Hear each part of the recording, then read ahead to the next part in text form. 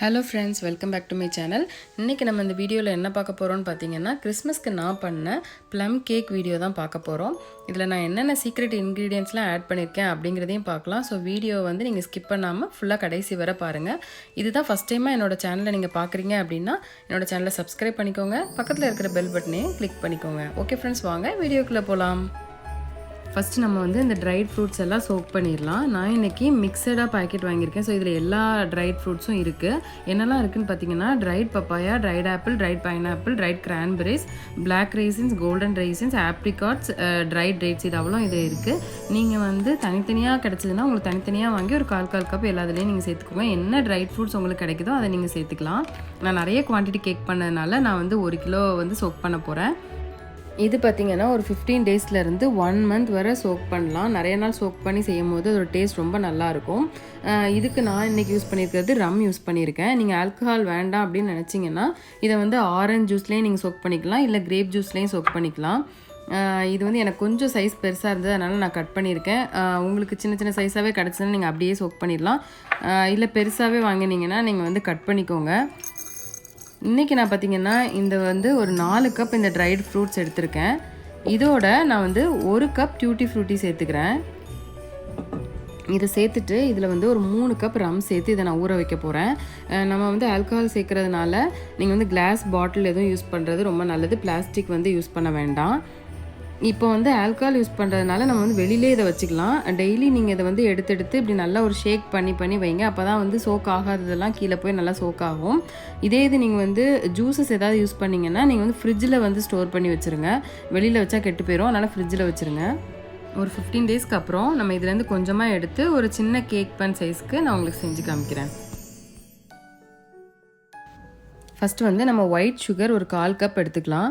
இது கிராம்ஸில் பார்த்திங்கன்னா 50 கிராம்ஸ் எடுத்துக்கோங்க. இது வந்து ஃபஸ்ட் நம்ம கேரமலைஸ் பண்ணிக்கலாம். ஸோ அதுக்கு ஒரு பேனை ஹீட் பண்ணிவிட்டு அதில் இந்த சுகரை சேர்த்துக்கோங்க. ஒயிட் சுகரை சேர்த்துட்டு கொஞ்சம் இந்த மாதிரி ஸ்ப்ரெட் பண்ணிவிட்டு அப்படியே விட்டுருங்க. இதை கிண்டவே கூடாது. அப்படியே நீங்கள் விட்டிங்கனால இங்கே கீழே பார்த்தீங்கன்னா தெரியும் உங்களுக்கு, அது வந்து கேரமலைஸ் ஆகி அது ப்ரௌன் கலரில் அப்படியே வர ஆரம்பிக்கும். ஸோ அது வர நீங்கள் வந்து எதுவுமே பண்ணாதீங்க. இங்கே பாருங்கள், நான் எதுவுமே பண்ணல. பார்த்தீங்கன்னா கீழே உள்ளது ஃபுல்லாக எல்லாமே ப்ரௌன் கலர் ஆயிடுச்சு. நீங்கள் இதில் தண்ணியும் ஆட் பண்ணக்கூடாது. அப்படியே நம்ம வந்து சுகரை மீடியமாக வச்சுக்கோங்க. ரொம்ப ஹையில் வச்சுன்னா கரிஞ்சிடும். அதனால் மீடியம்லேயே வச்சுக்கோங்க. மீடியம்லேயே வச்சுட்டு கிண்டிட்டு இருக்கும்போது உங்களுக்கு பார்த்தீங்கன்னா நல்லா கேரமலைஸ்ட் ஆயிரும். சுகர் எல்லாம் மெல்ட் ஆகி இப்போ இதில் ஒரு 1/4 கப் போல் நல்ல வெந்நீர் வந்து சேர்த்து இதை நல்லா கிண்டிகிட்டே இருங்க. ஏன்னா வெந்நியை கொஞ்சம் கொஞ்சமாக சேர்க்கும் போது உங்களுக்கு அது வந்து கட்டியாகிறது தெரியும். ஸோ அது கட்டியை வந்து நம்ம கிண்டிகிட்டே இருந்தால் தான் அது வந்து கரைஞ்சி அப்படி மெல்ட் ஆயிரும். இப்போ நம்மளுக்கு கேரமலைஸ்டு சுகர் ரெடி ஆயிடுச்சு. இன்றைக்கி நான் வந்து டார்க் ப்ரௌன் சுகர் எடுத்திருக்கேன். இது கிடைக்கலன்னா நீங்கள் வந்து நார்மல் ப்ரௌன் சுகரே எடுத்துக்கலாம். இது வந்து ஒரு 1/2 கப் நான் சேர்த்துருக்கேன், அதாவது 75 கிராம்ஸு. இது வந்து பவுட்ரு பண்ணிக்கோங்க நல்லா. இப்போ இதை வந்து நம்ம பவுட்ரு பண்ணி எடுத்துகிட்டு வந்தாச்சு. இப்போ பட்டர் பார்த்திங்கன்னா அதுவும் 75 கிராம்ஸ் எடுத்திருக்கேன், அதாவது 4.5 டேபிள் ஸ்பூன். பட்டர் வேண்டாம் அப்படின்னு பார்த்தீங்கன்னா அதுக்கு பதிலாக நீங்கள் ஆயில் சேர்த்துக்கலாம். இப்போ நம்ம எல்லாத்தையும் மிக்ஸ் பண்ண ஆரம்பிச்சிடலாம். ஃபஸ்ட்டு வந்து அந்த பவுடர் பண்ண ப்ரௌன் சுகர், அதுக்கப்புறம் கேரமலைஸ்டு பண்ண ஒயிட் சுகர், இதில் வந்து ரூம் டெம்பரேச்சருக்கு வச்ச அந்த 4.5 டேபிள் ஸ்பூன் பட்டரே நான் சேர்த்துக்கிறேன். நீங்கள் வந்து பட்டரை வந்து ரூம் டெம்பரேச்சருக்கு முதல்ல வெளியில் எடுத்து வச்சுருங்க. ஃப்ரிட்ஜிலேருந்து அப்படியே நீங்கள் சேர்த்துறாதீங்க. அப்படி ஃப்ரிட்ஜிலேருந்து அப்போ தான் எடுத்துக்கிறீங்க அப்படின்னா மைக்ரோவேவில் ஒரு 10 செகண்ட்ஸ் போல் வச்சு எடுத்துருங்க. அப்பவும் உங்களுக்கு ரொம்ப ஹார்டாக இருந்துச்சுன்னா இன்னும் ஒரு 5 செகண்ட்ஸ் அப்படி வச்சு எடுத்துகிட்டு அதை சேர்த்துக்கோங்க. சேர்த்துட்டு இதை நல்லா பீட் பண்ணிடுங்க. பீட் பண்ணதுக்கப்புறம் ஒரு 2-3 தடவை இந்த மாதிரி எடுத்து சைடில் உள்ளதெல்லாம் எடுத்து விட்டுட்டு ஒரு 2-3 தடவை இதை நல்லா பீட் பண்ணிடுங்க.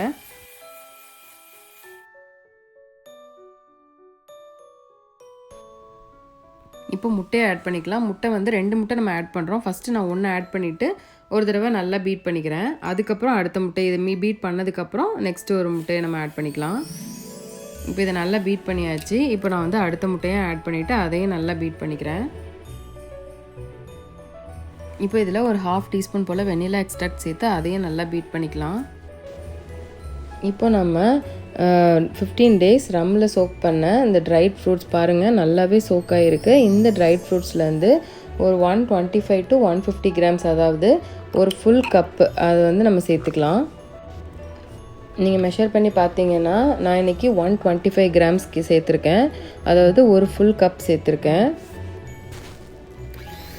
இதையும் சேர்த்துட்டு நல்லா அந்த பீட்டரால் ஒரு தடவை மிக்ஸ் பண்ணிக்கோங்க. இப்போ இதில் நட்ஸ் சேர்த்துக்கலாம். நான் வந்து ஆல்மண்ட்ஸ் பார்த்திங்கன்னா பாதாம் 30 கிராம் எடுத்திருக்கேன், ஒரு 20 நம்பர் வந்தது. அதே போல் முந்திரியும் 70 கிராம் சேர்த்துருக்கேன். இதை வந்து ஃபஸ்ட்டு ஒரு பிளெண்டரில் போட்டு கொரப்பாக அரைச்சிக்கோங்க. ரொம்ப ஃபைன் பவுடராக அரைக்க வேண்டாம். அது கொரப்பாக அரைச்சா தான் நம்ம வந்து கேக் சாப்பிடும்போது நல்லாயிருக்கும். இங்கே பாருங்கள், இந்த மாதிரி அரைச்சிக்கோங்க. இதை நம்ம வந்து அந்த கேக் மிக்சரோடு சேர்த்துக்கலாம். அதே போல் நம்ம முந்திரியும் இந்த மாதிரி கொரப்பாக அரைச்சி அதையும் கேக் மிக்சரோடு சேர்த்துக்கலாம். இப்போ இது எல்லாத்தையும் ஒரு ஸ்பேச்சுலா வச்சு நல்லா மிக்ஸ் பண்ணிக்கோங்க. இனி பீட்டர் நம்மளுக்கு தேவையில்லை. இப்போ நம்ம மைதா அளந்துக்கலாம், அதாவது ஆல் பர்பஸ் ஃப்ளார். இது வந்து பார்த்திங்கன்னா 150 கிராம்ஸ் நான் போட்டிருக்கேன், அதாவது ஒரு ஃபுல் கப் ஆட் பண்ணிக்கோங்க. இதை இப்போ நம்ம நல்லா சலித்து சேர்த்துக்கலாம். இப்போ இதோட baking soda 1/4 teaspoon, baking powder 1/2 teaspoon, cocoa powder 1/2 tablespoon, cinnamon powder அதாவது கிரவுண்ட் சின்னமன் அது ஒரு 1/2 டீஸ்பூன், கிரவுண்ட் நட்மக் அது ஒரு 1/4 டீஸ்பூன், அப்புறம் ஒரு பிஞ்ச் சால்ட், இது அவ்வளோத்தையும் சேர்த்துக்கலாம். இப்போ இதில் வந்து ஆரஞ்சு செஸ்ட் நம்ம சேர்த்துக்கலாம். இதை வந்து ஆரஞ்சோட தோலை நல்லா திருவிக்கோங்க. அந்த மேல் தோல் மட்டும் திருவிட்டு அதை வந்து ஒரு டீஸ்பூன் சேர்த்துக்கோங்க. அதே போல் இந்த லெமன் செஸ்ட்டுன்னு சொல்லிட்டு அதோட தோலையும் இப்படி திருவிட்டிங்கன்னா அதுவும் ஒரு டீஸ்பூன் சேர்த்துக்கோங்க. சேர்த்துட்டு இது அவ்வளோத்தையும் நல்ல மிக்ஸ் பண்ணிக்கோங்க.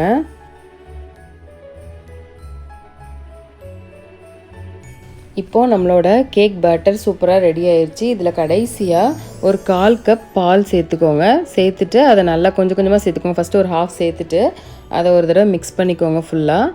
அதுக்கப்புறம் மிச்ச 1/2ஐயும் சேர்த்து நல்லா மிக்ஸ் பண்ணிக்கலாம்.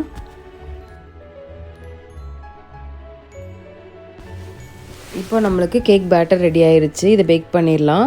அதுக்கு ஒரு பேக்கிங் பேன் எடுத்திருக்கேன். இது வந்து பிரெட் பேன் சைஸில் எடுத்திருக்கேன். நீங்கள் எதுனாலும் எடுத்துக்கலாம். இதில் கொஞ்சமாக பட்டர் எல்லா பக்கமும் அப்ளை பண்ணிக்கோங்க. அப்ளை பண்ணிவிட்டு நீங்கள் பார்ச்மெண்ட் பேப்பர் இருந்ததுன்னா அதை இந்த மாதிரி வச்சிட்டிங்கன்னா கேக்கு வந்து உங்களுக்கு எடுக்கிறதுக்கு ஈஸியாக அப்படி வந்துடும். ஸோ நான் அந்த பேப்பர் வச்சுருக்கேன், பட்டர் பேப்பர்.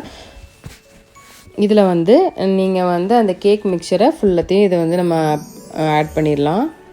இதுக்கு மேலே நான் வந்து கொஞ்சமாக ஆல்மண்ட்ஸ் கட் பண்ணி சேர்த்துக்கிறேன். இது வந்து ஆப்ஷனல் தான், உங்கள்கிட்ட எந்த நட்ஸ் இருக்குதோ அதை நீங்கள் சேர்த்துக்கலாம். இப்போ நம்ம அவனை ப்ரீஹீட் பண்ணிக்கலாம். நான் வந்து 350 டிகிரி ஃபாரன்ஹீட்க்கு ப்ரீஹீட் பண்ணியிருக்கேன். இது வந்து 30 மினிட்ஸ் நம்ம வந்து 350 டிகிரி ஃபாரன்ஹீட்டில் வச்சு நம்ம எடுக்க போகிறோம். இப்போ நம்மளுக்கு 30 மினிட்ஸ் ஆயிடுச்சு. இதை எடுத்து பார்க்கலாம். இது வந்து நீங்கள் ரெடி ஆகிடுச்சான்னு பார்க்குறதுக்கு நார்மலாக நீங்கள் கேக் பண்ணும்போது பார்க்குற மாதிரி தான் ஒரு டூத் பிக் ஏதாவது வச்சுட்டு இல்லை ஒரு ஸ்டிக் மாதிரி வச்சுட்டு நீங்கள் நடுவில் உள்ளே குத்தி பார்த்தீங்கன்னா உங்களுக்கு அது ஒட்டாமல் வந்ததுன்னா நம்மளுக்கு கேக் ரெடி ஆயிடுச்சுன்னு அர்த்தம். இங்கே பாருங்கள், எனக்கு கொஞ்சம் கூட ஒட்டவே இல்லை. ஸோ நம்மளோட ப்ளம் கேக் சூப்பராக ரெடி ஆயிடுச்சு. இப்போ இதை நம்ம இந்த பேன்லேருந்து வெளியில் எடுத்துடலாம். பாருங்கள் ஃப்ரெண்ட்ஸ், சூப்பரான ப்ளம் கேக் நம்மளுக்கு வந்து ரெடி ஆயிடுச்சு.